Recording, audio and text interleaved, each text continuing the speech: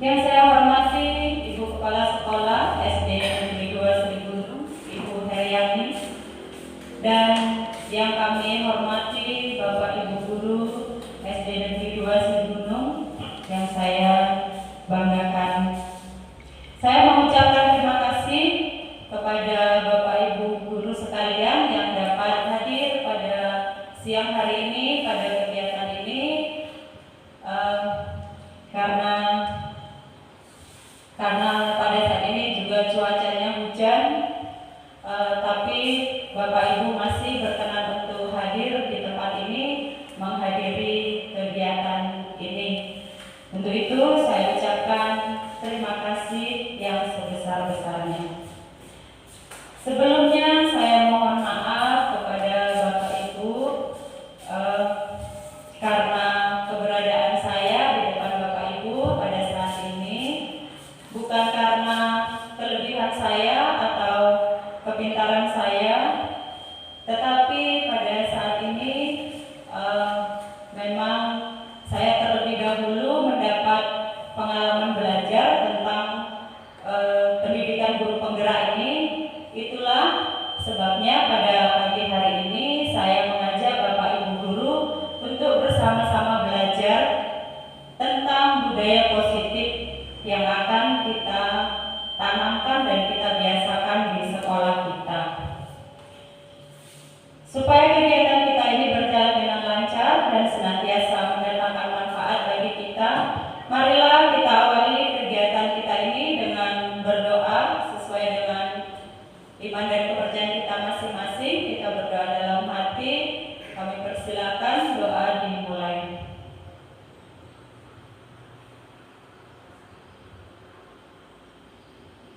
Doa selesai.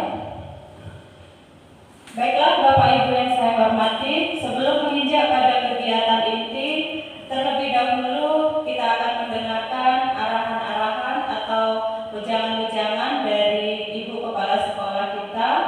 Kepada Ibu Heryani kami persilakan.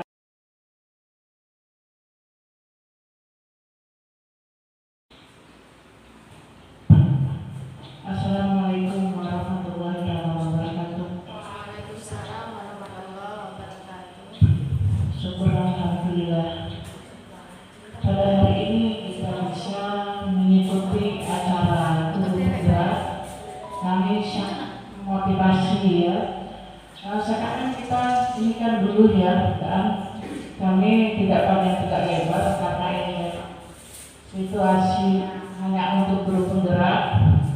Kami terlebih dahulu mengucapkan ribuan terima kasih pada guru yang telah memenuhi undangan baik secara lisannya. Kami sangat berterima kasih. Semoga acara ini bisa menggait ya, merangkul guru-guru yang lain. Jangan takut seolah-olah daftar guru penggerak itu katanya mau jadi kepala sekolah. Ya oke, kalau memang kita bisa melanjutkan kepala sekolah, sudah itu jadi guru penggerak. Tapi jangan takut bahwa kita sudah terlahir bercita-cita menjadi guru. Jadi cintailah guru itu. Jadi kalau memang kita itu mendaftar, sekarang kan sudah terpilih Bu Win Sudarman sudah terpilih. Jangan itu Bu Sinta bisa, Pak Teguh bisa, yang lain juga bisa. Jangan takut. Memang tujuan kita bersama. Jadi kami dengan adanya guru penggerak di sini, tolong kita saling bantu-membantu. Kalau guru penggerak sendiri yang menjalankan tidak akan sukses. Terus kalau misalnya di sini kepala sekolah berjalan sendiri, tidak akan berhasil, pincang. Jadi sekarang nggak apa-apa kan melenceng sedikit, kita ini mau agak akreditasi. Kalau kepala sekolah sendirian tidak akan terwujud terus tercapai. Tapi kalau kita bersatu padu, saling bahu membahu,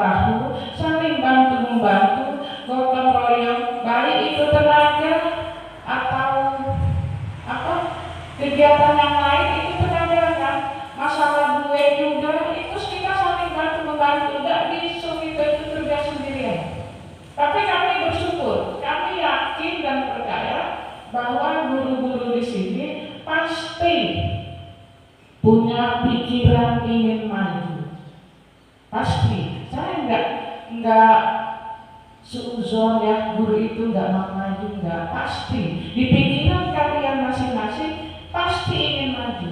Sebab kalau kita mencintai pekerjaan, seorang guru mencintai pekerjaan, apapun halangan dan rintangan itu tidak akan ini. Tantangan itu adalah motivasi. Jangan tantangan itu dijadikan untuk menghambat, tidak. Guru penggerak banyak sekali tantangan. Tantangan itu jadikanlah motivasi, saya ingin maju. Begitu juga yang lain. Ya, seperti tadi hujan. Kok itu tantangan? Jadi tantangan di hati kita. Ucap Makmur nih, anakku ini harus datang. Alhamdulillah, walaupun rintangan yang paling banyak, kita bisa di sini. Jadi saya mohon sekali lagi, tolong bahu-membahu, rahasia antara lingkungan kita, saling bantu-membantu. Kita tidak usah tunjukkan kekurangan kita, tidak usah. Saya yakin dan percaya bahwa di cita-cita kalian pasti mau maju.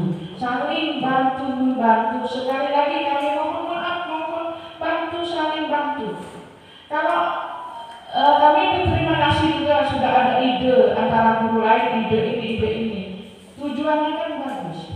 Kalau selagi ide-ide itu tujuannya untuk memajukan sekolah, silakan Bapak Ibu. Nah terus masalah pembelajaran, media pembelajaran, saya sudah bilang dengan guru penggerak, bukan dengan guru penggerak lagi. Silakan beli media pembelajaran, pakai nota, ini Bu, kami akan bayar.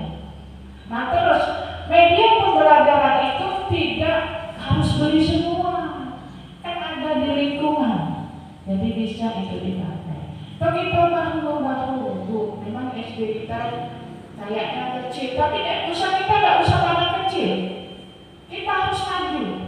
Misalnya saling bahu-membahu, masalah keuangan saling tolong-menolong. Saya terima kasih misalnya Pak Teguh, Pak tolong Pak di sana dulu, nanti saya ganti. Kan kayak gitu, berarti itu saling bantu-membantu. Jadi kami sekali lagi, kami sebagai kepala sekolah memang memotivasi. Kalau Sungai Dingin kan ini hanya ada 3 baru, banyak yang tidak mau daftar, takutnya di situ. Tapi nggak apa-apa, memang kita seorang guru itu harus bergerak. Kalau duduk di tempat, nggak akan maju kita. Itulah namanya guru gerak. Kami pesan dengan guru bergerak, jadilah yang terbaik, motivasi teman-temannya. Terus kami hanya bisa bisa memotivasi, hanya bisa mendoakan semoga lancar semuanya acara-acara ini, semoga sukses, semoga lulus, terus bisa menggait teman-teman yang di sini. Nah kami tidak panjang lebar, kami mohon maaf, saya nggak ngerti apa yang mau saya sampaikan ya, tapi sekitar hanya guru penggerak. Jadi minta tolong ibu-ibu, dengan adanya guru penggerak sangat sibuk. Jadi saya mohon sekali lagi di sekolah ini terus kita tuh punya motivasi ya. Nah kalau masalah mana masuk solusi masuk Pak.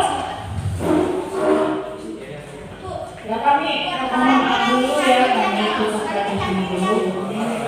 Karena saya mohon maaf kalau ada kata-kata yang salah, kami mohon ampun. Wabillahi taufiq wal hidayah. Assalamualaikum warahmatullahi wabarakatuh.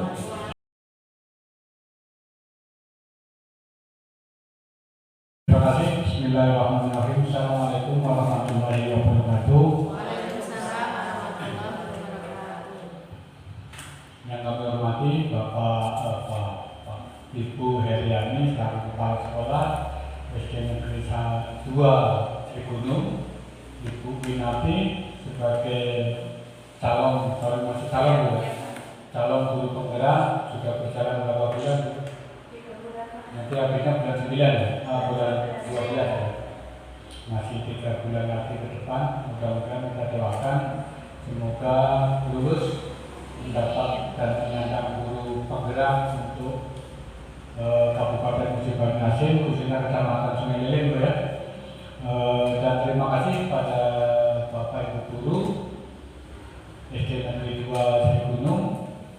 Alhamdulillah, puja dan puji syukur dalam kita panjatkan kehadirat Allah Subhanahu wa Ta'ala bahwa pada pagi atau menjelang siang yang kondisinya sangat redup, dingin, ya. Dan kami juga mohon maaf karena tidak sengaja, hanya ada firasat saja dari arah sana aku mampir, ya. Kebetulan ada kegiatan. Kebetulan kami tadi dari SD Bukit Jaya dalam rangka monitor kegiatan kurikulum kurikulum Merdeka. Karena di SD Bukit Jaya itu kelas 1 dan kelas 4-nya juga melaksanakan kurikulum Merdeka. Dan yang Srigunung ini nggak berani kemarin Winati, ya. Dan kebetulan juga mampir ke sini ada acara yang dipandu atau yang diisi oleh guru penggerak kita, yaitu Bu Nati. Dalam kegiatan ini kami hanya ingin menitip pesan saja, ya, kepada rekan-rekan khususnya guru SD Negeri 2 Srigunung ini agar kiranya mau dan bisa mengikuti jejak apa yang sudah dilakukan oleh Ibu Winati ini. Insya Allah, ya. Karena apa? Tuntutan zaman dan tuntutan perkembangan ilmu pendidikan sekarang ini, ya, khususnya bagi yang muda-muda ini, kalau nanti tidak mengikuti alur zaman yang kita ikuti ke depan, ya takutnya nanti tersisihkan. Jadi ayo, mumpung masih muda, masih semangat, ya, jangan takut, jangan minder atau rendah diri. Yang penting kita tetap semangat untuk bisa seperti apa yang dicontohkan oleh Ibu Winati ini. Kebetulan ini masih cuma ada 3 untuk tingkat SD, Bu, ya. Kalau tingkat SMP mungkin ada 3 atau 4 itu, malah 1. Nah ini, jadi kita memotivasi pada Bapak Ibu semuanya, khususnya yang sudah ada berapa P3 ini? P3 kan ini? Ada 2, ya, Bu Cinta dengan Pak Teguh, ya. Jadi saya berharap ikuti perkembangan ilmu pengetahuan itu, ya, dan kuasai IT. Kalau kita menguasai IT, insya Allah tidak kesulitan. Tapi kalau kita tidak menguasai IT, ya memang banyak hambatan dan kesulitan. Itu kuncinya. Jadi yang jelas, karena sekarang itu semuanya sudah dituangkan dalam IT tadi, ya, maka kita harus berlomba-lomba, harus bisa untuk membaca dan mengikuti alur yang ada pada teknologi tersebut. Jadi sekali lagi saya mohon dengan Bapak Ibu semuanya, ya, ini sebagai contoh, sebagai momentum yang sangat bagus. Di SD yang kecil ini ada yang sudah berani menunjukkan jati dirinya untuk bisa menjadi calon guru penggerak. Kalau yang lain-lainnya ide besar itu kalau pada, ya, ini Bu Winati luar biasa berani menampilkan, dan alhamdulillah sekarang tinggal proses kegiatannya. Kemudian doakan semoga pada akhirnya nanti Ibu Win dengan rekan-rekannya ini bisa lulus dan mendapat sertifikat sebagai guru penggerak.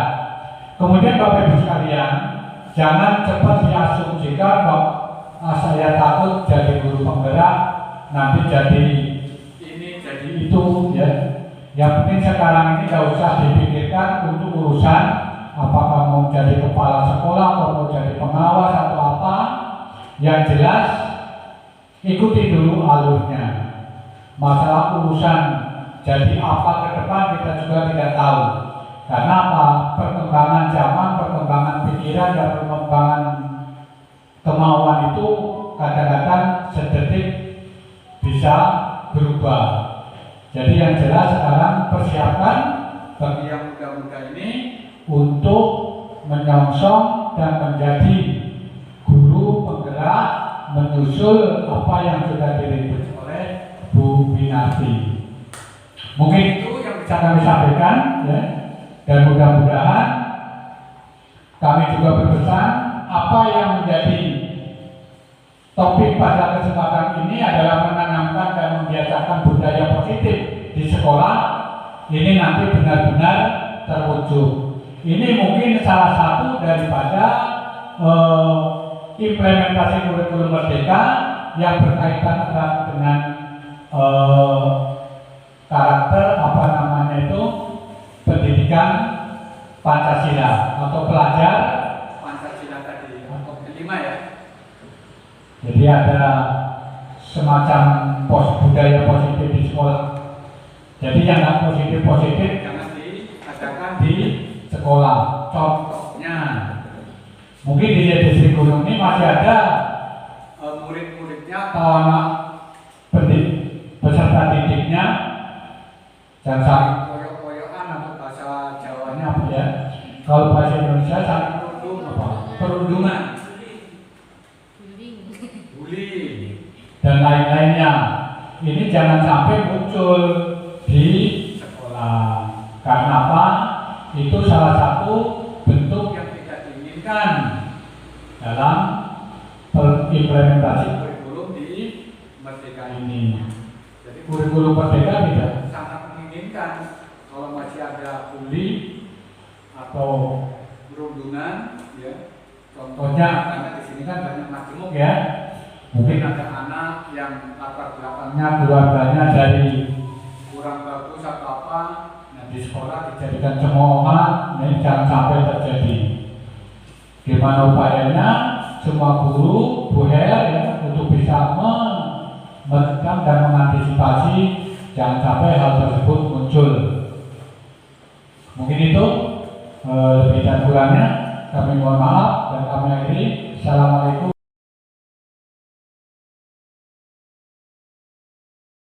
Bapak Sutoyo, terima kasih atas arahan-arahan dan bimbingannya bagi kami sekalian yang ada di SDN 2 Sri Gunung ini.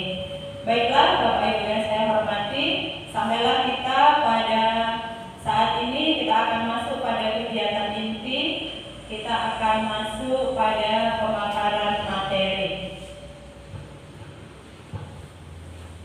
Ya, jadi kegiatan kita ini adalah merupakan aksi nyata dari kegiatan kami sebagai calon guru penggerak ya, yang kami aplikasikan dari modul 1.4 yaitu tentang budaya positif. Ya, budaya positif adalah nilai-nilai, keyakinan-keyakinan dan kebiasaan-kebiasaan di sekolah yang berpihak pada siswa agar siswa dapat tumbuh dan berkembang menjadi pribadi yang bertanggung jawab, kritis, dan penuh hormat.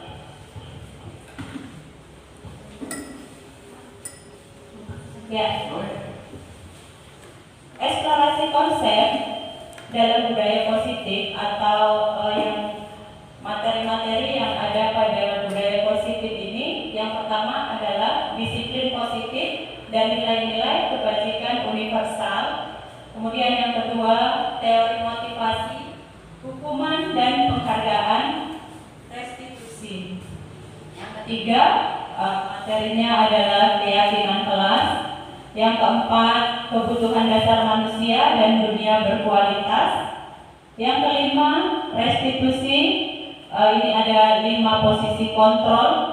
Yang keenam, restitusi, segitiga restitusi. Nanti akan kita bahas satu persatu materinya. Dan akan kita mulai yang pertama, yaitu disiplin positif dan nilai-nilai kebajikan universal. Dalam disiplin positif dan nilai-nilai kebajikan universal ini, yang pertama akan kita bahas adalah makna disiplin, kemudian yang B kebajikan universal, dan C teori kontrol. Next Pak. Ya, makna disiplin. Ya. Kebanyakan orang akan menghubungkan kata disiplin, atau seringkali kita Bapak Ibu ya, kita tidak asing lagi dengan kata disiplin, dan kita sudah kita menganggap diri kita bahwa kita juga sudah sering melakukan disiplin. Ya, disiplin seringkali dihubungkan dengan kata tertib, teratur, dan kepatuhan pada peraturan. Kata disiplin juga sering dihubungkan dengan hukuman. Padahal itu sungguh berbeda, karena belajar tentang disiplin positif tidak harus dengan memberikan hukuman. Menurut Ki Hajar Dewantara, disiplin diartikan sebagai bentuk kontrol diri, yaitu belajar untuk kontrol diri agar dapat mencapai suatu tujuan mulia. Dalam konteks pendidikan kita saat ini, untuk menciptakan murid yang merdeka, syarat utamanya adalah harus ada disiplin yang kuat. Disiplin yang dimaksud adalah disiplin diri yang memiliki motivasi internal. Motivasi internal sendiri adalah motivasi yang berasal dari diri sendiri, bukan karena tekanan dari orang lain.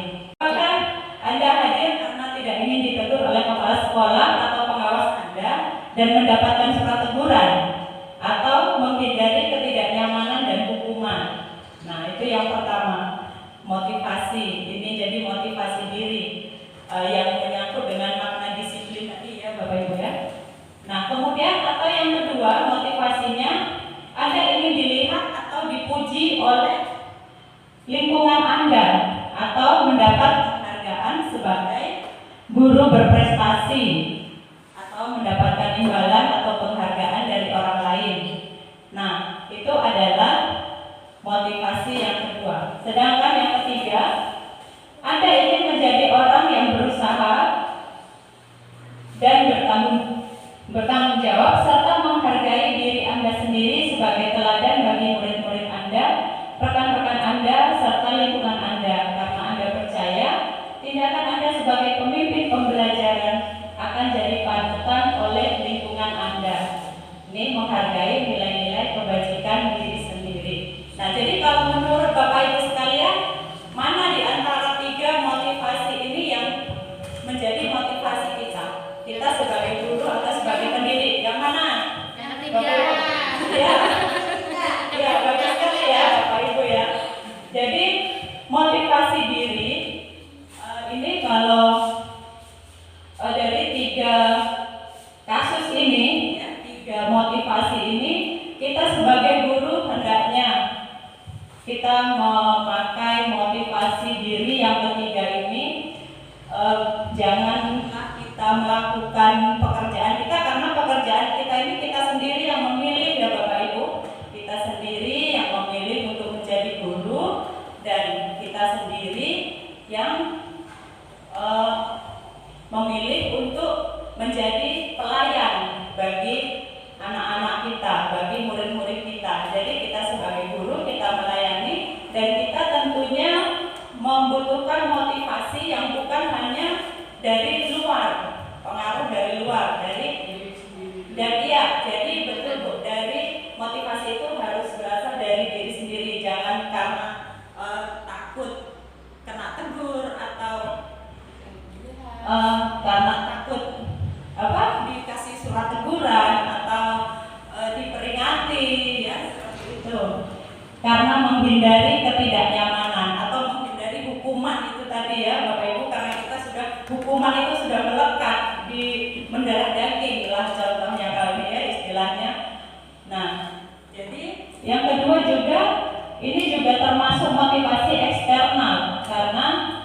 kita melakukan segala sesuatu hanya ingin dilihat dan dipuji oleh orang lain. Ini juga termasuk motivasi eksternal. Nah, yang ketiga inilah motivasi internal yang harus kita bangun dalam diri kita sebagai guru, ya. Jadi kita melakukan pekerjaan kita, contohnya melakukan disiplin itu tadi ya, Bapak Ibu ya. Misalnya dalam pekerjaan kita, misalnya hadir di sekolah, kemudian mengajari anak-anak kita, itu jangan karena keterpaksaan atau hanya karena rutinitas atau hanya karena kewajiban sebagai guru, takut kena marah atau takut dijelek-jelekkan oleh teman misalnya seperti itu. Jadi kita motivasi dari diri ini yang sangat penting untuk kita bangun sebagai guru, dan inilah juga nanti yang akan kita tanamkan kepada anak-anak didik kita, Bapak Ibu. Jadi sebagai seorang pendidik, ini contoh dari disiplin ya Bapak Ibu ya, disiplin positif. Sebagai seorang pendidik, saat Anda perlu hadir di sekolah tepat waktu, motivasi apakah yang mendasari tindakan Anda? Nah, ini adalah motivasi diri, dan ini ada kaitannya juga dengan makna disiplin yang telah kita baca tadi. Yang pertama, apakah Anda hadir karena tidak ingin ditegur oleh kepala sekolah? Ini kita ya Bapak Ibu ya, bukan hanya Bapak Ibu, walaupun di situ kata-katanya saya buat Anda, tapi ini termasuk saya juga. Apakah Anda hadir karena tidak ingin ditegur oleh kepala sekolah atau pengawas Anda dan mendapatkan surat teguran, atau menghindari ketidaknyamanan dan hukuman? Nah, itu yang pertama, motivasi. Ini jadi motivasi diri yang menyangkut dengan makna disiplin tadi ya Bapak Ibu ya. Nah, kemudian atau yang kedua, motivasinya Anda ingin dilihat atau dipuji oleh lingkungan Anda, atau mendapat penghargaan sebagai guru berprestasi, atau mendapatkan imbalan atau penghargaan dari orang lain. Nah, itu adalah motivasi yang kedua. Sedangkan yang ketiga, Anda ingin menjadi orang yang berusaha dan bertanggung jawab serta menghargai diri Anda sendiri sebagai teladan bagi murid-murid Anda, rekan-rekan Anda, serta lingkungan Anda, karena Anda percaya tindakan Anda sebagai pemimpin pembelajaran akan jadi panutan oleh lingkungan Anda. Ini menghargai nilai-nilai kebajikan diri sendiri.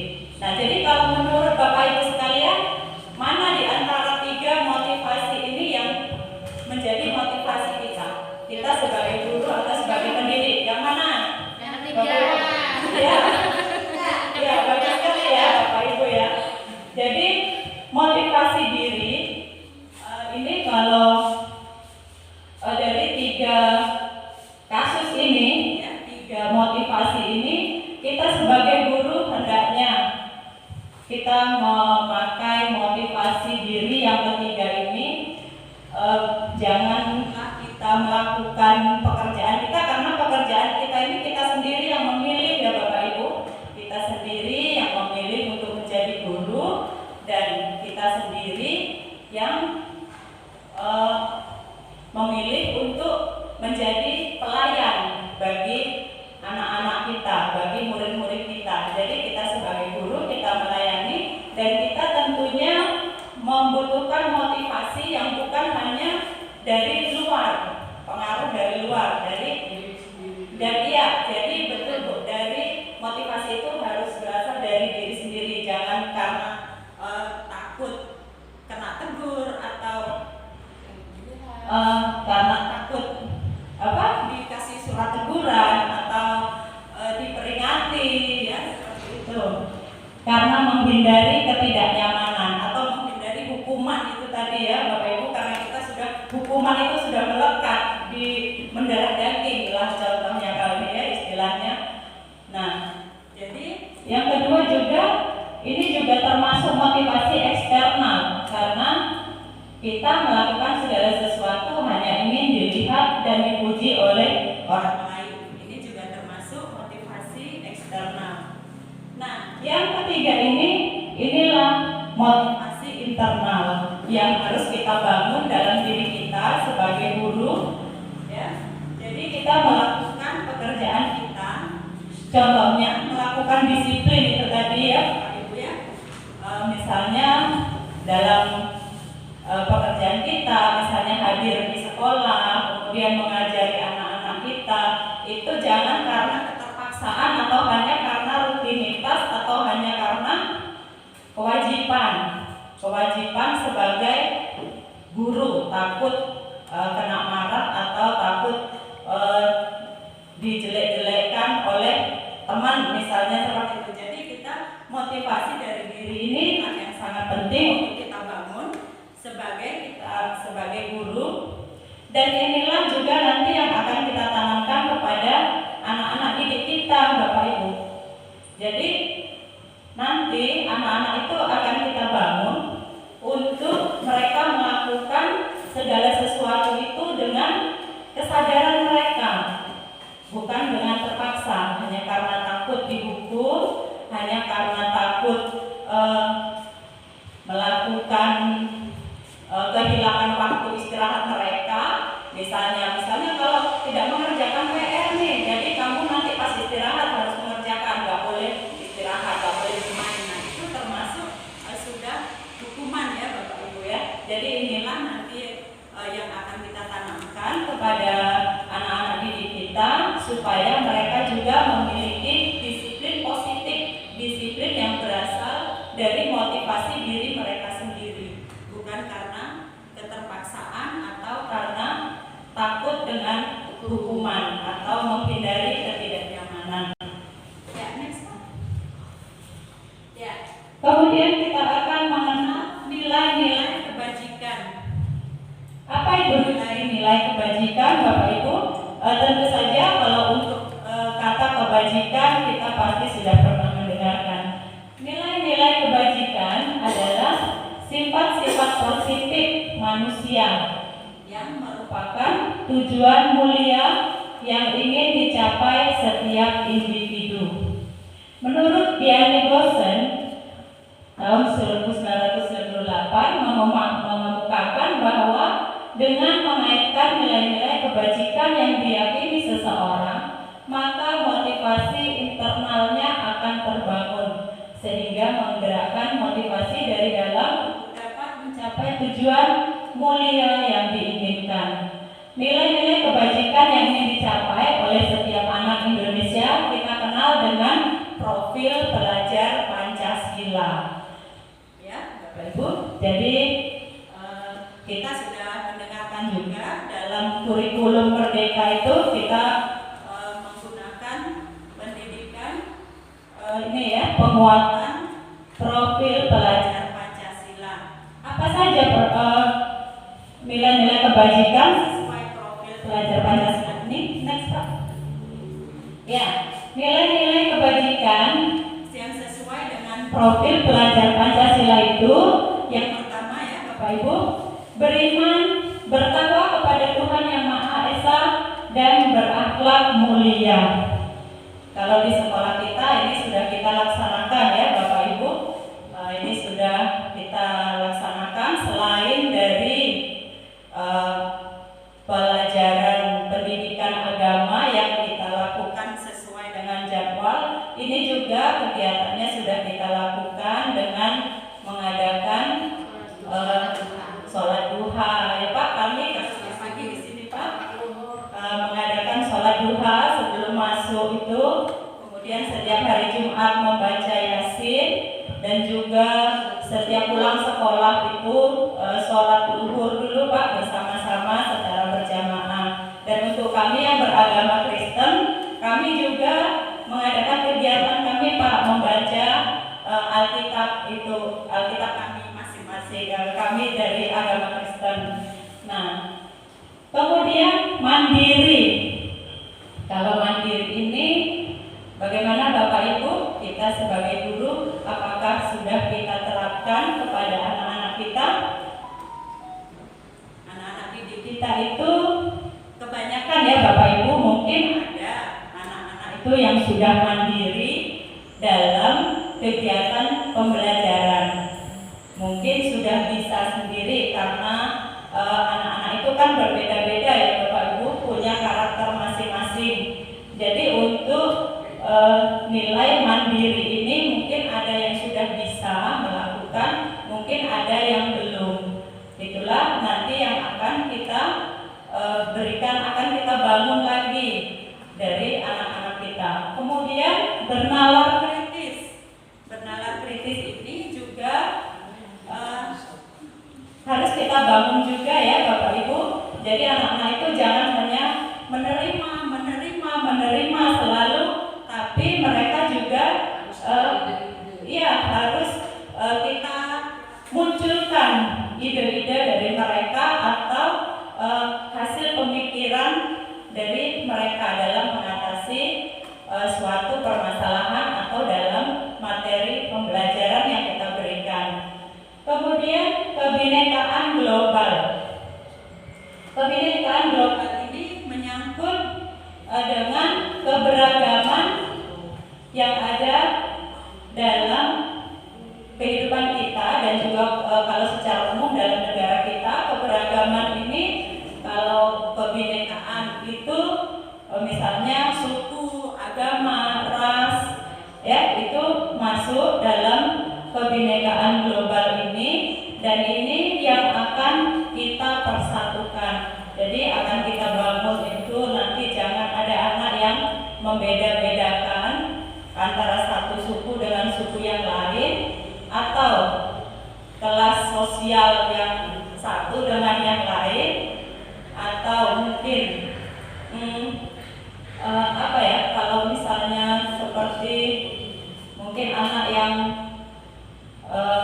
memiliki bahasa yang berbeda mungkin dari anak yang pindahan ya kalau kita itu jadi itu jangan sampai ada celah-celah di antara mereka. Jadi ini dalam kebinekaan global ini disinilah akan kita persatukan semua keragaman perbedaan kita gunakan untuk saling melengkapi dan saling membangun.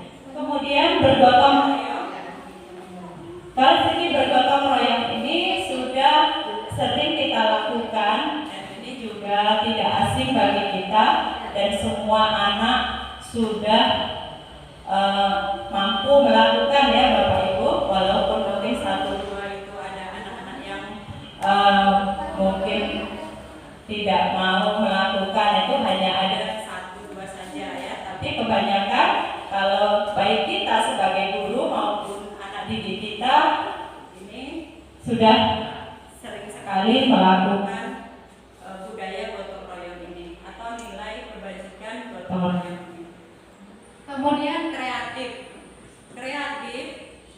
ini adalah mampu menciptakan sesuatu ya, mampu menciptakan sesuatu walaupun mungkin bukan sesuatu yang besar, bukan sesuatu yang wah, bukan sesuatu yang langsung bersifat mendunia atau viral atau tapi menciptakan sesuatu yang kecil yang membuat itu bermanfaat, mungkin bermanfaat bagi dirinya dulu ya, bagi diri sendiri itu sudah juga ya mendapat nilai plus, dia sudah merupakan anak yang kreatif. Begitu juga kita Bapak Ibu guru ya, kita sebagai guru, sebagai pendidik, kita juga hendaknya menumbuhkan sifat kreatif kita.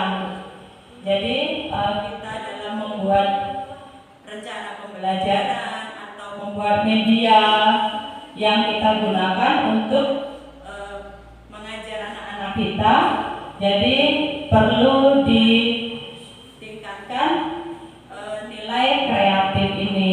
Jadi kita sebagai guru kreatif dan kita juga membimbing, menuntun anak-anak kita agar menjadi anak yang.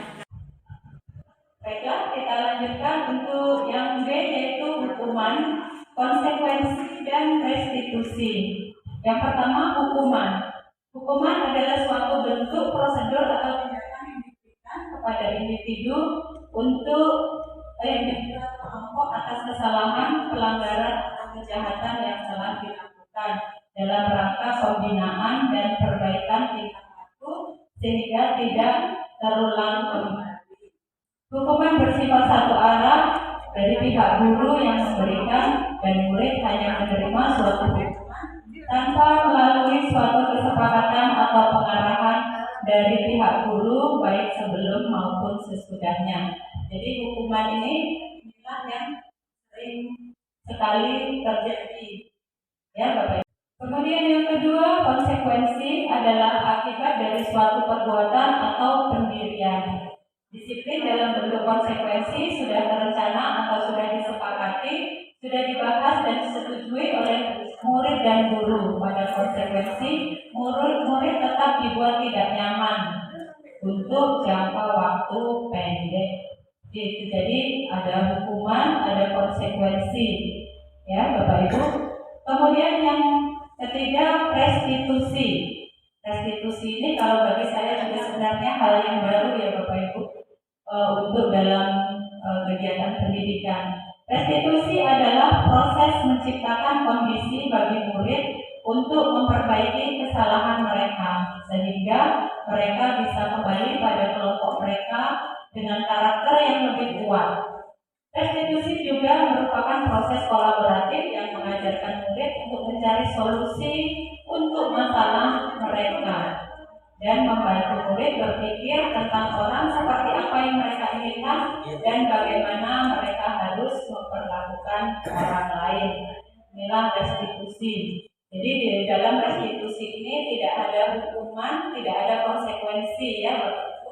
Jadi restitusi ini menanamkan kepada murid untuk murid itu menyadari sendiri apa kesalahannya dan bagaimana mencari solusi dalam menyelesaikan permasalahan mereka tanpa mendapatkan hukuman atau kemarahan dari guru. Ya, kemudian di sini ada dihukum oleh penghargaan. Ya, baik penghargaan maupun hukuman adalah cara-cara mengontrol perilaku seseorang yang menghancurkan potensi untuk pembelajaran yang sesungguhnya. Karena pada dasarnya belajar itu sendiri adalah belajar yang sesungguhnya. Ya, yang jadi dihukum oleh penghargaan. Bagaimana ya Bapak Ibu kira-kira kok penghargaan tapi kok menghukum begitu ya? Nah, jadi di sini ada misalnya itu ketika kita memberikan hadiah kepada anak-anak atas apa yang mereka perbuat, misalnya memberikan bintang kalau untuk anak-anak TK ya, atau kalau kita SD misalnya, oh nanti yang bisa menjawab ibu kasih hadiah nih, hadiah permen, atau misalnya hadiahnya nanti pena atau hadiahnya, tapi kalau bisa menjawab loh atau bisa melakukan ini loh gitu. Jadi itu sebenarnya tidak bagus ya Bapak Ibu kita berikan kepada anak-anak, karena penghargaan itu akan menjadikan anak-anak kita menjadi seolah-olah ketergantungan. Jadi mereka tidak berkembang sesuai dengan kemampuan mereka sendiri, tapi mereka jadi ketergantungan. Oh kalau nggak dikasih hadiah nggak mau lah, gitu kan? Kalau nggak dikasih bintang nggak mau lah, kalau nggak dikasih nanti sesuatu nggak mau lah, gitu ya kan? Nah, jadi lama-lama kalau kita menerapkan seperti itu, kita bisa dihukum oleh penghargaan itu sendiri. Ya, karena penghargaan itu nih ya bisa yang pertama berpengaruh jangka pendek maupun jangka panjang. Jadi jika jangka pendek itu misalnya pada ketika itu saja anak-anak itu ya merasa kalau dikasih hadiah aku mau melakukan, kalau enggak ya enggak, bisa jadi hanya ketika itu. Tapi ketika kita melakukannya sering, setiap setiap kali kita memberikan tugas atau menyuruh anak melakukan sesuatu, kita berikan hadiah, itu nanti jadi akan menjadi pengaruh pada jangka panjang. Ya. Kemudian yang kedua, penghargaan tidak efektif. Ya, Bapak Ibu. Jadi penghargaan itu menjadi tidak efektif ketika kita lakukan pada kondisi yang tidak tepat. Ya, misalnya pada anak-anak itu, ketika anak kelas 1 misalnya, ketika dia sudah bisa mengenal huruf, dia bisa mengeja satu huruf demi satu huruf, kemudian satu kata demi satu kata, itu sudah merupakan penghargaan. Ya, kita masuk ke poin kelas. Di sini ada mengapa keyakinan kelas, kemudian tahapan menciptakan program kebajikan, kemudian prosedur pembentukan keyakinan kelas, dan pembentukan keyakinan kelas. Ya, jadi next Pak. Ya. Mengapa keyakinan kelas? Nah, keyakinan kelas ini, ya Bapak Ibu, nilai-nilai keselamatan atau kesehatan. Inilah yang kita sebut sebagai suatu keyakinan, yaitu nilai-nilai kebajikan universal yang disepakati secara tersirat dan tersurat, lepas dari latar belakang suku, negara, bahasa, maupun agama. Nilai-nilai kebajikan menekankan pada keyakinan seseorang yang akan lebih termotivasi dari dalam. Seseorang akan lebih tergerak dan bersemangat untuk menjalankan keyakinannya daripada hanya sekedar mengikuti serangkaian peraturan tertulis tanpa makna. Jadi, keyakinan kelas itu berisi aturan-aturan, ya, aturan-aturan yang kita buat, kita sepakati bersama, ya Bapak Ibu, berupa nilai-nilai keselamatan atau kesehatan. Ya, kalau di dalam kelas itu kita buat aturan-aturan yang dapat membantu kita, baik guru maupun siswa, dalam kegiatan pembelajaran supaya lebih efektif. Jadi kita buat aturan-aturan, tetapi kita ubah dari kata-kata yang negatif menjadi kata-kata yang positif. Misalnya tidak boleh ribut. Nah, misalnya seperti itu ya. Di kelas tidak boleh ribut. Misalnya seperti itu Bapak Ibu. Nah, kita ganti kata-katanya menjadi kata-kata yang lebih positif. Kita ganti menjadi ketika kegiatan belajar harus tertib. Nah, seperti itu ya Bapak Ibu, kita ubah kata-kata negatif jadi kata-kata positif. Inilah yang sesuai dengan nilai-nilai yang baik, ya. Kemudian misalnya di kelas tidak boleh mencuri barang teman, misalnya seperti itu, kita ubah Bapak Ibu, jangan seperti itu merupakan kalimat negatif, kita ubah menjadi kalimat positif. Misalnya harus jujur, misalnya, dan bertanggung jawab. Ya, seperti itu ya Bapak Ibu.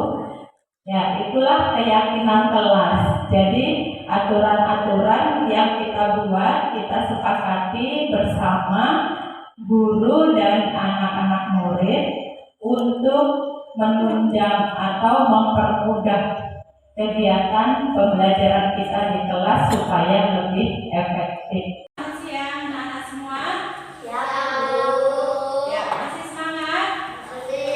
Ya, jadi kegiatan kita melanjutkan pada pagi hari ini. Terlebih dahulu Ibu akan mengajak kalian untuk membuat keyakinan kelas. Apa itu keyakinan kelas? Sudah tahu belum? Ya, baiklah. Mau tahu nggak? Mau.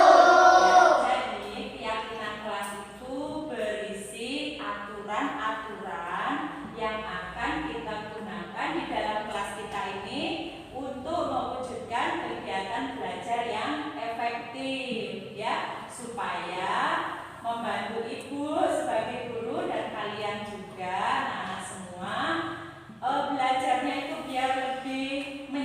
pertumbuhan di dalam kelas ini ya.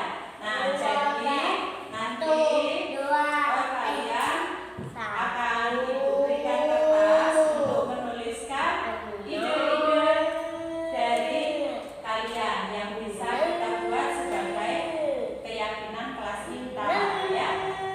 Sebelum Ibu bagikan kertas, coba ada nggak yang punya ide untuk keyakinan kelas kita? Coba Destri. Iya, bagus, menghormati guru dan teman-teman. Apalagi bagus? Tidak boleh makan di kelas, bagus. Lagi? Tidak boleh terlambat masuk, bagus sekali ya. Harus datang tepat waktu ya. Kalau tidak boleh main-main di kelas. Gini? Gimana? Oh iya, bagus sekali membuang sampah pada tempatnya.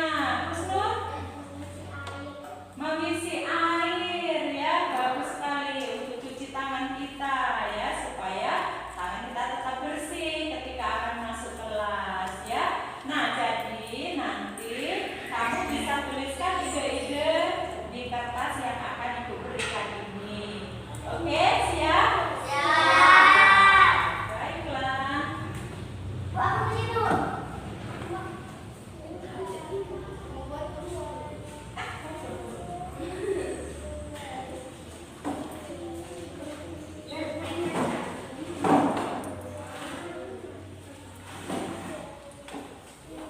Satu orang boleh menuliskan ininya.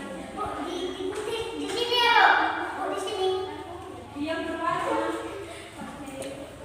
Nah, kamu lo tadi suaramu berisik. Ya, kemudian restitusi atau 5 posisi kontrol. Ya, untuk 5 posisi kontrol ini kita akan menyaksikan video yang mungkin bisa lebih menggugah hati kita untuk menyaksikannya.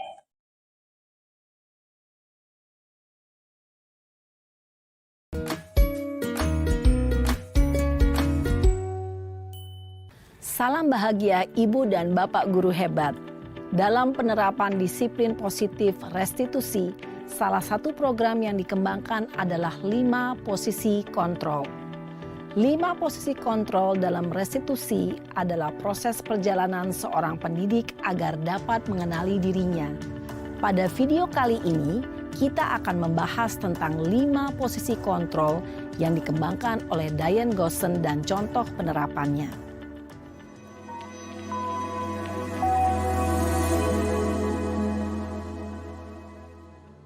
5 posisi kontrol itu adalah 1. Posisi penghukum.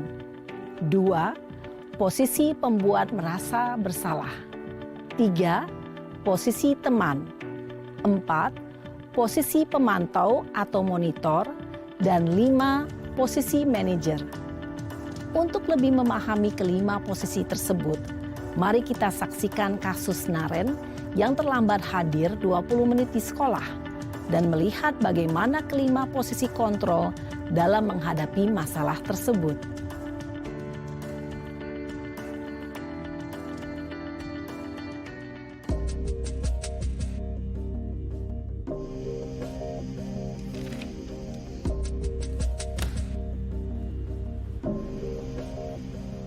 Naren! Sini kamu! Selamat pagi, Bu. Selalu terlambat. Kamu deh, pasti terlambat. Maaf, Bu. Saya... Apa? Apa coba? Alasan kamu apa lagi? Kapan sih kamu tidak terlambat? Malas sekali ya kamu jadi anak. Saya... Dasar pemalas. Gak kapok-kapok sih kamu. Sudah berapa kali terlambat? Sana, kamu keliling lapangan basket 2 kali. Kenapa saya harus keliling lapangan basket, Bu? Kenapa? Kamu mau lawan ibu? Berani-beraninya jawab. Sudah terlambat, masih berani jawab pula. Sekarang, keliling lapangan basket 5 kali sekalian. Biar kapok. Cepat, pergi sana ke lapangan basket. Posisi penghukum biasanya berbicara dengan nada tinggi, menghardik, menunjuk-nunjuk, menyakiti, dan menyindir. Hukuman bisa berupa fisik maupun psikis. Ibu dan bapak guru hebat. Dampak yang terjadi pada murid ketika guru berada pada posisi penghukum adalah murid cenderung akan memberontak, bahkan menyimpan dendam.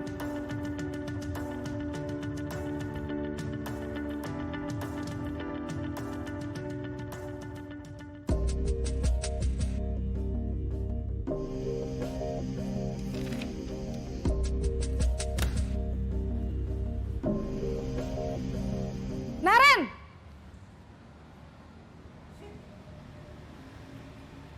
Selamat pagi, Bu. Naren. Kamu kenapa terlambat lagi, Nak? Ya Tuhan, Naren. Kamu senang ya bikin ibu susah ya? Kalau kamu terlambat lagi, nanti ibu yang ditegur bapak kepala sekolah, Nak. Disangka ibu tidak bisa membina kamu. Duh, gimana ini? Maaf, Bu. Duh Gusti Naren. Kamu suka ya kalau ibu ditegur bapak kepala sekolah? Terus, sekarang ibu harus tulis apa ini di buku absen? Ini kamu sudah sering terlambat loh. Ibu harus apa coba? Maaf, Bu. Maaf sekali. Ya sudah, lain kali jangan bikin ibu susah lagi ya nak ya. Ibu tidak akan kuat lagi kalau kamu begini terus. Bisa jantungan kalau ibu ditegur bapak kepala sekolah. Sana cepat ke kelas. Maaf ya, Bu. Maaf sekali. Posisi pembuat rasa bersalah berbicara dengan nada tenang, cenderung lembut. Namun kata-kata yang diutarakan membuat murid merasa menjadi orang yang gagal. Memandang buruk dirinya sendiri, merasa tidak berharga, dan tidak sanggup membahagiakan orang lain. Ketika guru mengambil posisi pembuat rasa bersalah, murid akan menganggap dirinya yang bersalah dan ia akan menyimpan emosi negatif tersebut di dalam dirinya.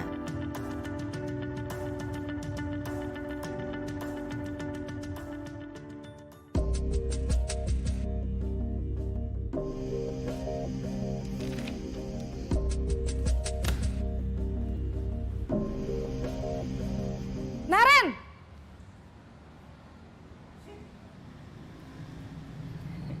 Selamat pagi, Bu.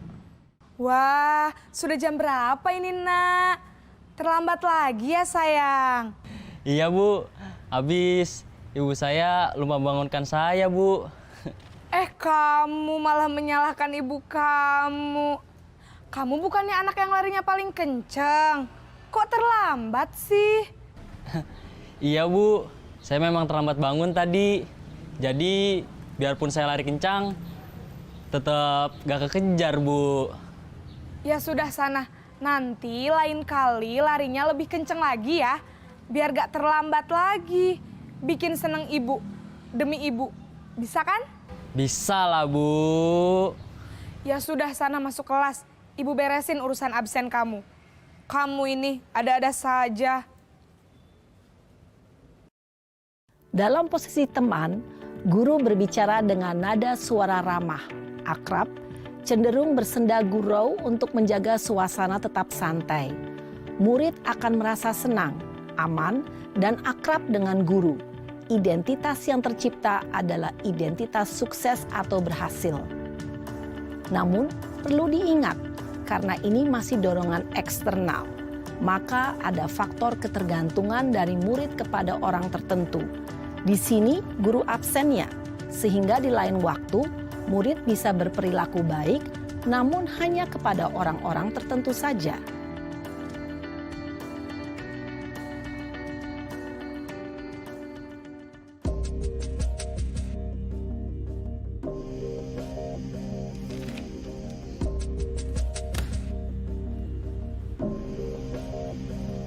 Naren!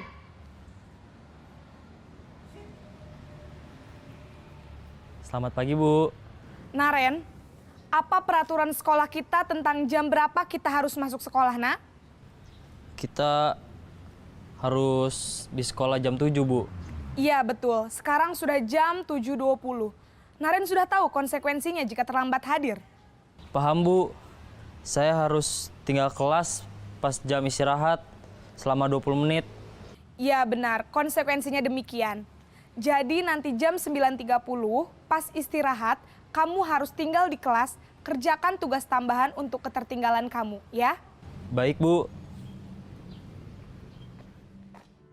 Posisi pemantau mengandalkan penghitungan atau data untuk mengontrol murid. Guru mengarahkan murid berdasarkan peraturan dan konsekuensi. Seorang pemantau menunjukkan bahasa tubuh dan ekspresi wajah yang datar dan cenderung formal.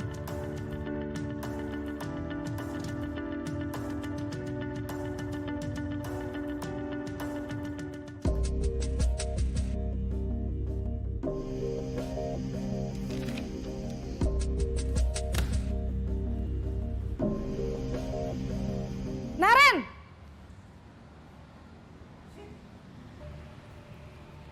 Selamat pagi, Bu. Selamat pagi, Naren. Maaf, Bu. Saya terlambat. Iya, sekolah masuknya jam 7, sekarang sudah jam 7.20. Jadi sekarang bagaimana ini, Naren? Maaf, Bu.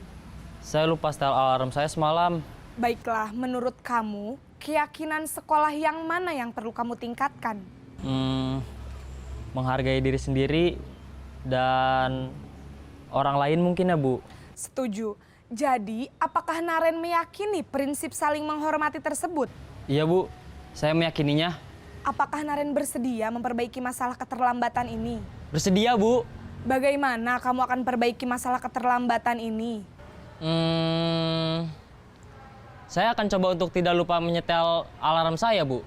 Baik, kalau Naren lupa menyetel alarm di rumah, ada orang yang kira-kira bisa bantu mengingatkan tidak? Ada, Bu. Kakak saya, Kak Ema. Ada lagi selain Kak Ema? Selain Kak Ema, ada ibu saya. Baik, jadi yang mengingatkan Naren adalah Kak Ema dan ibu kamu ya? Kira-kira akan mulai setel alarm kapan nih, Naren? Setelah pulang sekolah, akan segera saya lakukan. Baik, jadi Naren akan setel alarm untuk bangun besok pagi dan akan diingatkan oleh kakak dan ibunda Naren ya. Ada lagi yang mungkin perlu dilakukan, Naren? Agar tidak terlambat bangun lagi. Tidak ada, Bu. Baik, Naren. Terima kasih untuk kerjasama kamu. Sekarang kamu perlu kembali ke kelas untuk belajar. Baik, Bu. Terima kasih. Posisi manajer adalah posisi kontrol yang disarankan untuk membimbing murid memiliki sikap disiplin yang positif, yaitu murid yang mandiri, bertanggung jawab, dan dapat memecahkan masalah. Tujuan dari posisi ini adalah agar murid dapat berefleksi atas tindakannya. Guru akan dengan tulus memberikan pertanyaan-pertanyaan bermakna, sehingga membuat murid dapat belajar dari kesalahannya dan mencari sebuah solusi untuk menyelesaikannya. Ibu dan Bapak guru hebat, setelah mengamati adegan kelima posisi kontrol tadi, kira-kira posisi mana yang paling ideal? Posisi mana yang dapat menunjang motivasi intrinsik murid? Ya, tentu posisi manajer. Posisi ini memang posisi ideal yang ingin dituju setiap pendidik. Pada posisi inilah, guru dapat menerapkan disiplin positif yang berpihak pada murid, yang memerdekakan murid. Perjalanan seorang pendidik tentunya tidak mudah untuk sampai pada posisi seorang manajer. Namun, tujuan kita pasti, yaitu menciptakan murid-murid yang mandiri, merdeka, dan bertanggung jawab.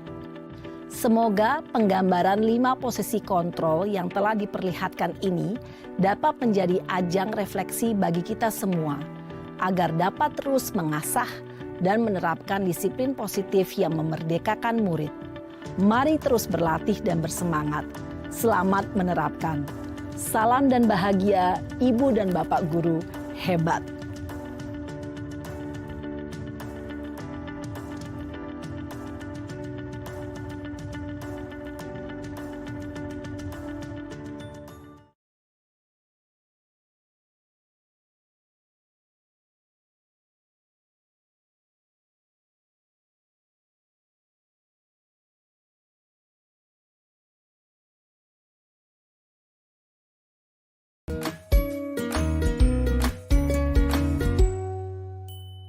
Salam dan bahagia Ibu dan Bapak guru hebat.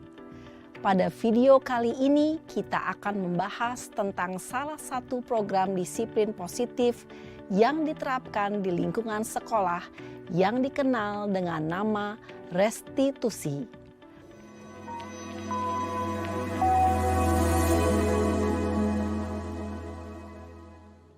Restitusi dikembangkan oleh pakar pendidikan Diane Gosson, berlandaskan pada teori kontrol Dr. William Glasser. Segitiga restitusi adalah suatu proses dialog yang dijalankan oleh guru atau orang tua agar dapat menghasilkan murid yang mandiri dan bertanggung jawab.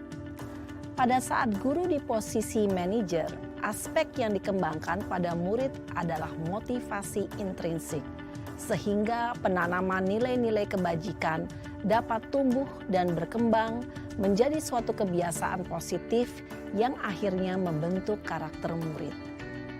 Proses dialog ini terdiri dari 3 langkah yang digambarkan pada ketiga sisi pada segitiga restitusi. Sisi pertama adalah menstabilkan identitas. Sisi yang kedua adalah validasi tindakan yang salah. Dan sisi yang ketiga adalah menanyakan keyakinan. Ibu dan Bapak guru, berikut ini akan ditunjukkan bagaimana seorang guru berada dalam posisi manajer menggunakan penerapan segitiga restitusi.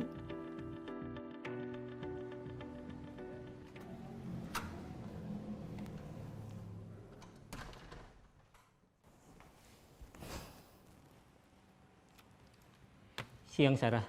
Siang, Pak. Sudah lama nggak ketemu Sarah? Kenapa hari ini ada di sini? Kesel, Pak. Kesel banget. Masa aku dikatain tukang fitnah, Pak? Ya aku marah lah. Aku balik ngatain Eka di depan kelas. Kesel banget. Oh, begitu. Ya pasti kamu marah dan kesal. Bapak juga akan marah apabila ada yang menuduh Bapak seperti itu. Kemudian, pada saat itu, kamu mau melakukan apa? Ya saya langsung ngatain Eka lah, Pak. Kesel banget. Saya bentak-bentak dia depan teman-teman lain. Oh, begitu. Pasti kamu melakukan seperti itu karena suatu alasan tertentu, bukan? Iyalah, masa saya diam saja, Pak? Ya saya bela diri lah. Masa saya dituduh tukang fitnah? Ya wajarlah. Mempertahankan harga diri itu sesuatu yang penting buat kamu. Untung kamu tidak bertindak lebih gegabah lagi. Hanya membentak-bentak. Iya, Pak. Untung saya masih bersabar dan hanya membentak saja. Sudah gemes padahal. Saya pasti bela diri lah. Ya pasti ya. Tapi kamu memilih untuk tetap bertahan dan bersabar. Kamu memilih untuk tidak berbuat lebih parah lagi, bukan? Iya. Nah, sekarang coba kita lihat lagi. Tindakan kamu yang bentak-bentak Eka di kelas. Tindakan kamu itu kira-kira sesuai dengan keyakinan kelas atau prinsip kamu tidak? Enggak lah, Pak. Capek, Pak, jadi pemarah. Jadi keyakinan atau prinsip mana yang kurang sesuai dengan keinginan kamu? Ya, saya sebenarnya sangat menghargai orang lain. Mungkin saat itu saya menjadi emosi, jadi tidak menunjukkan sikap itu. Kamu meyakini tidak? Menghargai orang lain itu penting buat kamu. Yakinlah, Pak. Iya, setuju. Kita harus saling menghargai. Namun, ada juga keyakinan yang kita sepakati yang perlu kita jalankan apabila kita sedang marah, bukan? Ya saya bisa lebih proaktif, mulai dengan diri sendiri. Saya bisa jadi lebih bersabar, mengambil waktu jeda untuk berpikir mau apa selanjutnya. Kira-kira kamu bersedia memperbaiki masalah ini tidak? Bersedia, Pak. Kalau kamu memperbaiki masalah ini, kamu akan menjadi orang seperti apa? Saya akan menjadi orang yang bertanggung jawab kali ya, Pak. Dan senantiasa proaktif. Iya, menurut kamu bagaimana rasanya menjadi orang seperti itu? Ya nyaman lah, bangga bisa bersabar dan menahan diri. Baiklah kalau begitu. Yuk kita pikirkan bagaimana memperbaiki masalah ini.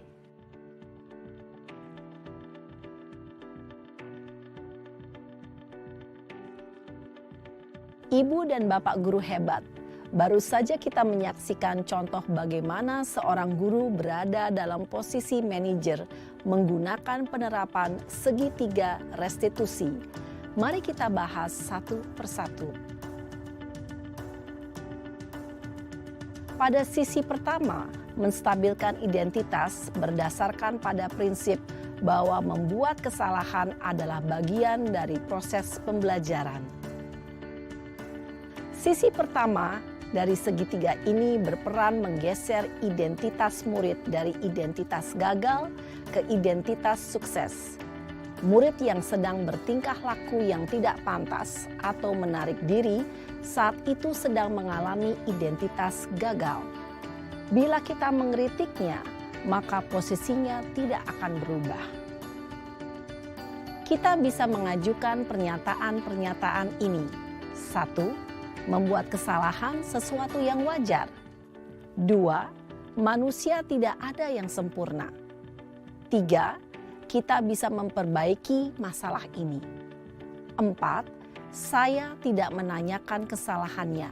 Saya lebih fokus bagaimana memperbaiki masalah ini. 5. Apakah saat ini kamu tengah menjadi orang yang baik untuk dirimu sendiri?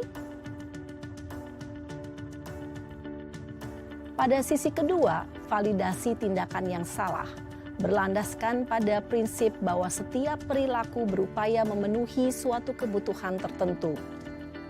Guru yang telah memahami teori kontrol akan bergeser dari pemikiran stimulus respon menjadi proaktif dan mencoba untuk mengenali tujuan dari perilaku murid.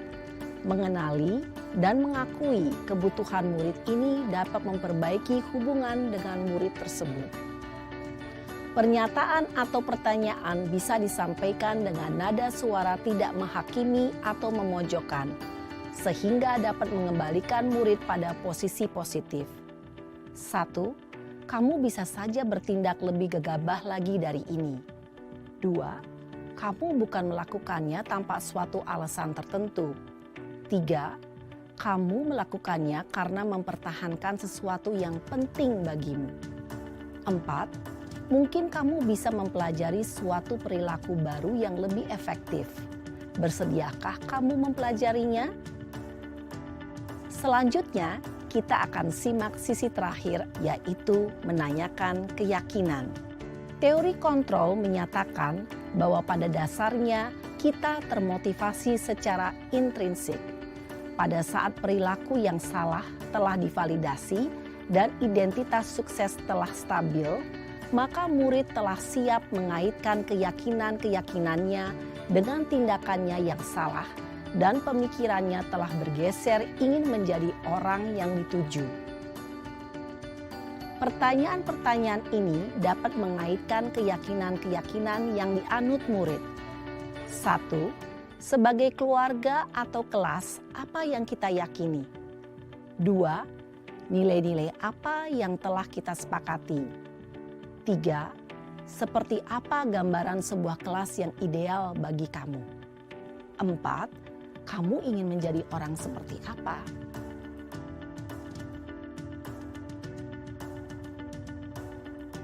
Dalam menerapkan segitiga restitusi, perlu diperhatikan beberapa hal, yaitu 1.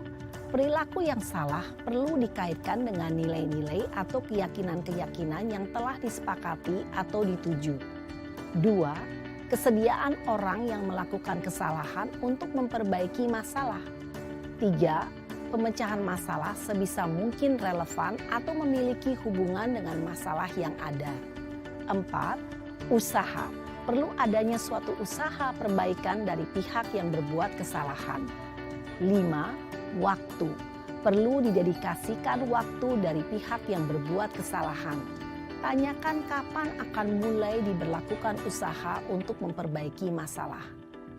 Dengan memahami struktur penerapan segitiga restitusi, diharapkan guru dapat menerapkan posisinya sebagai manajer dengan mengajukan pertanyaan-pertanyaan bermakna yang dapat membuat murid menjadi lebih percaya diri, bertanggung jawab, dan mandiri. Nah, ibu bapak guru perlu tidaknya mengikuti ketiga tahapan dalam segitiga restitusi bergantung pada ringan beratnya suatu permasalahan. Misalnya, bila permasalahan tersebut ringan, maka tidak perlu dijalankan secara berurutan, Bahkan bisa semudah menanyakan apa keyakinan yang kita sepakati.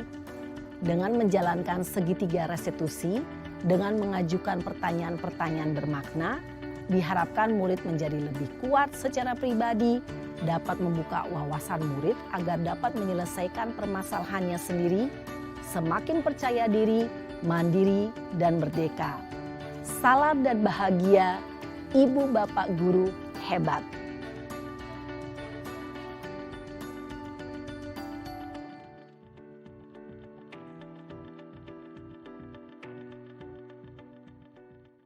Assalamualaikum warahmatullahi wabarakatuh. Bu, saya mau tanya, apa saja contoh motivasi internal? Dan saya ingin penjelasannya dari Ibu. Baiklah, terima kasih Ibu Dani Sri yang sudah memberikan pertanyaan. Yang ditanyakan oleh Ibu Dani Sri adalah contoh motivasi internal. Contoh motivasi internal itu Bu bisa kita lihat misalnya ketika kita melakukan sesuatu itu yang berasal dari diri kita sendiri. Misalnya kita berangkat ke sekolah itu tidak karena takut dimarahi kepala sekolah atau kena teguran ketika kita terlambat, tetapi memang benar-benar itu adalah tanggung jawab kita merasa bahwa itu adalah pekerjaan yang harus kita lakukan dengan jawab. Itu contohnya Bu, salah satunya. Bagaimana Bu Dani Sri? Ya Bu, terima kasih lebih jelasnya. Sebelumnya saya ucapkan terima kasih atas kesempatan yang diberikan kepada saya, Bu. Pada kesempatan ini saya ingin menanyakan tentang pembentukan keyakinan kelas. Selama ini saya sudah membuat pembentukan keyakinan kelas, tapi bukan keyakinan kelas ya Bu. Kalau selama ini yang saya buat itu lebih ke aturan kelas, terutama kelas saya mengajar. Nah itu kami memang bermusyawarah ketika membuat aturan kelas tersebut, dan itu disepakati oleh anak-anak kelas 5. Tetapi di situ memang kami buat kesepakatan bersama anak-anak itu ada hukuman. Jadi misalnya siswa yang tidak mengerjakan tugas itu misalnya itu aturannya anak-anak tidak mengerjakan tugas, aturannya itu kemudian ada hukumannya. Yang tidak mengerjakan tugas itu harus mengerjakan tugas tersebut mungkin menjadi 2 kali lipat. Jadi misalnya ada 5 soal, karena tidak mengerjakan tugas tersebut maka tugas itu harus dikerjakan menjadi 2 kali lipat menjadi 10 soal. Nah itu bagaimana Bu? Apakah hal tersebut bertentangan dengan pembentukan keyakinan kelas yang Ibu sampaikan saat ini? Boleh dilakukan atau sebaiknya ada solusi yang lain? Terima kasih Bu. Baiklah, terima kasih atas pertanyaan dari Bu Sinta. Terima kasih, pertanyaannya bagus sekali. Untuk pembentukan keyakinan kelas, itu tadi ya Bu, keyakinan kelas itu ditentukan untuk mempermudah atau mempererat hubungan antara guru dengan siswa. Dan di dalam keyakinan kelas itu kita dalam menerapkan budaya positif itu kita sedikit demi sedikit akan menghilangkan yang namanya hukuman ya Bu ya. Walaupun itu seolah-olah berguna untuk meningkatkan pendidikan atau meningkatkan kreativitas anak, tapi bagaimanapun itu tetap hukuman. Jadi kalau menurut saya keyakinan kelas dibuat itu jangan menyertakan hukuman. Kita buat kegiatan yang lebih positif. Misalnya kalau Ibu itu adalah aturan ya Bu ya. Jadi kita akan mengganti dengan keyakinan kelas. Jadi nanti anak-anak itu tanpa diberikan hukuman pun mereka sudah melakukan tugasnya dengan kesadaran. Itulah Bu yang memang baru akan kita bentuk, akan kita tuntun anak-anak menuju ke situ. Kita mulai dulu dengan menghilangkan hukuman, tetapi dengan membuat aturan-aturan yang bersikap positif. Walaupun itu termasuk hukuman ya Bu ya, memberikan tugas 2 kali lipat itu akan mempengaruhi kebutuhan kesenangan anak. Jadi anak-anak merasa tertekan, anak-anak merasa terbeban. Jadi kita akan menghilangkan hukuman itu dan membuat aturan atau keyakinan yang lebih positif lagi. Demikian Bu, bagaimana Bu Sinta? Ya Bu, bisa dipahami. Terima kasih atas penjelasan. Ya, sama-sama.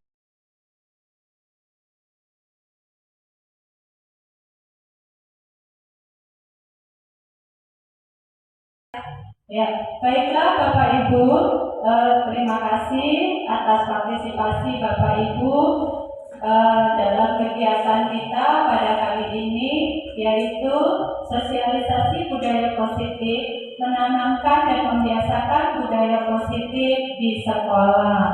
Untuk sebelum kita tutup, kita akan mengadakan refleksi ya Bapak Ibu tentang kegiatan yang telah kita lakukan ini tadi.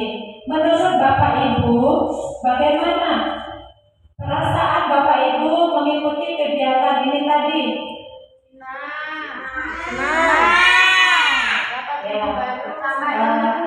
Oh baiklah, berarti senang ya Bapak Ibu mendapatkan ilmu dan wawasan yang baru.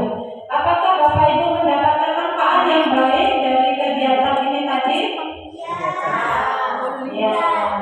Ya, terima kasih. Kalau demikian, kemudian setelah mengikuti kegiatan ini, apa komitmen yang timbul dalam diri Bapak Ibu?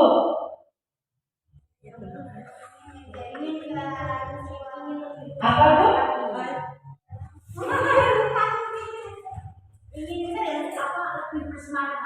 Oh ya, ingin lebih bersemangat lagi dalam mendidik anak-anak kita ya Bapak Ibu untuk kedepannya. Baiklah, terima kasih.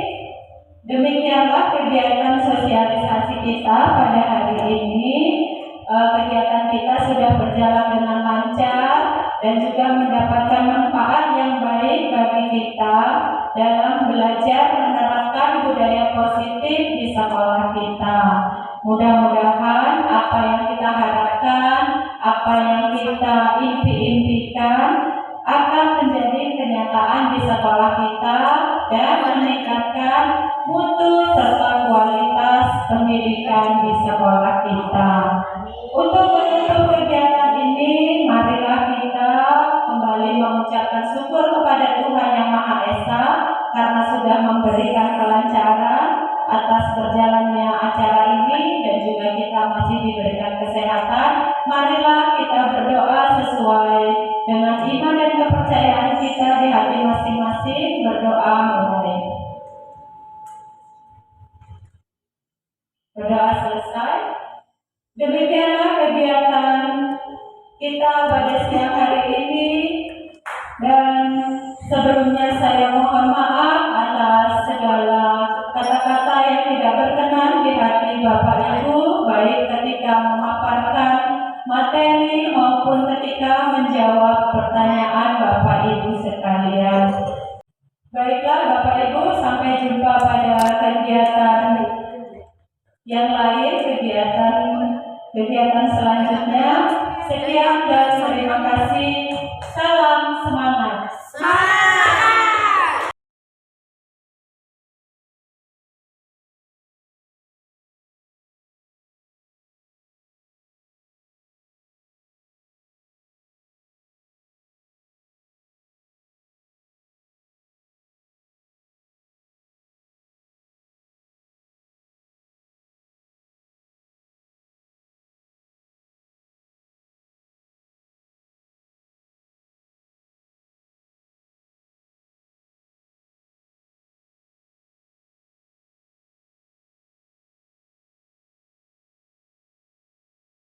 Assalamualaikum warahmatullahi wabarakatuh. Nama saya Al-Fatihah. Saya di sini mengajar sebagai guru pendidik agama Islam di Sekolah SDN 2 Serigunung. Setelah mengikuti sosialisasi tentang menanamkan budaya positif oleh Bu Uin Minarti, saya sedikit demi sedikit memahami bagaimana menciptakan budaya positif di kelas, serta bagaimana menerapkan disiplin positif baik bagi diri saya sendiri maupun bagi semua anak didik-didik saya. Sampai di sini saya ucapkan wassalamualaikum warahmatullahi